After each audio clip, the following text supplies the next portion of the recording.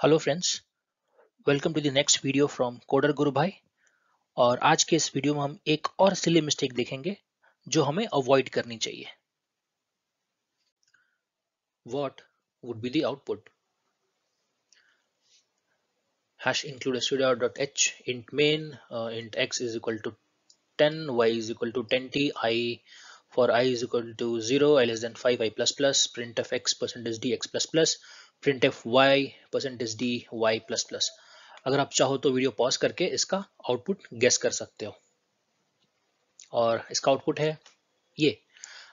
अगर आपने गेस किया x और y दोनों ही 5 बार प्रिंट होंगे तो आपका गेस गलत था। देखते हैं क्यों। आते हैं फॉर लूप पे। I is equal to 0, I less than 5, I plus plus। सो ये तो पॉइंट सही है कि लूप चलेगी I इक्वल टू 0 से 4 तक विच इज 5 टाइम्स। लूप चलेगी 5 टाइम्स। लेकिन the point two note over here is कि फॉर लूप के साथ सिर्फ और सिर्फ ये स्टेटमेंट एसोसिएटेड है, क्योंकि हमने यहाँ पे कोई ओपनिंग क्लोजिंग ब्रैकेट्स नहीं दिया है फॉर लूप के बाद।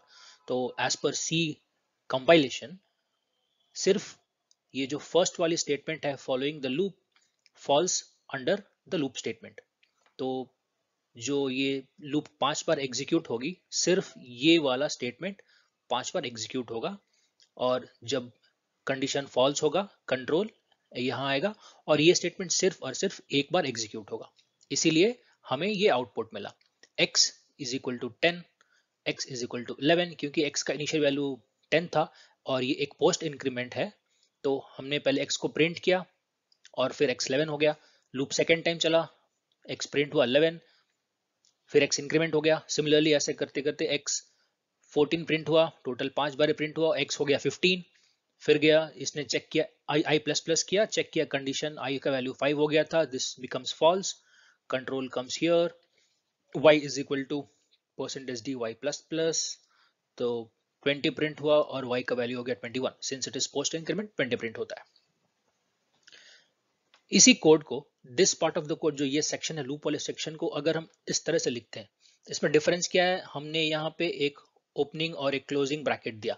तो जैसे ही हम ये ओपनिंग क्लोजिंग ब्रैकेट देते हैं इसका मतलब क्या है कि ये जो पूरा का पूरा ब्लॉक है that is part of this for loop. तो इस केस में क्या होगा? बेस्ड ऑन दिस कंडीशन इस केस में लूप 5 बार एग्जीक्यूट होगा, तो ये दोनों स्टेटमेंट 5 बार एग्जीक्यूट होंगे। तो इस केस में आउटपुट ऐसा आएगा हमारा।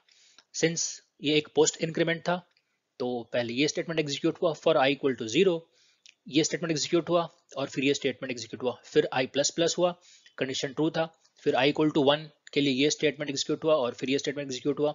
सिमिलरली i इक्वल टू 2, 3, 4 के लिए ये दोनों स्टेटमेंट्स एग्जीक्यूट होंगे और फिर जब i 5 हो जाएगा तो कंडीशन बिकम्स फॉल्स और ये लूप टर्मिनेट हो जाएगा। दैट इज वाई हम ये आउटपुट देखते हैं यहाँ पे x is equal to 10, y 20, फिर 11, 21, 12, 22, 13, 23, 14, 24। लूप हो गया फॉल्स और ये हो गया टर्मिनेट। अगर आज का ये कॉन्सेप्ट अच्छा लगा हो तो वीडियो को लाइक करें, शेयर करें, चैनल को सब्सक्राइब करें। और अगर इस लूपिंग कॉन्सेप्ट में कोई डाउट्स हो तो कमेंट में पोस्ट करें, I will reply. Thank you.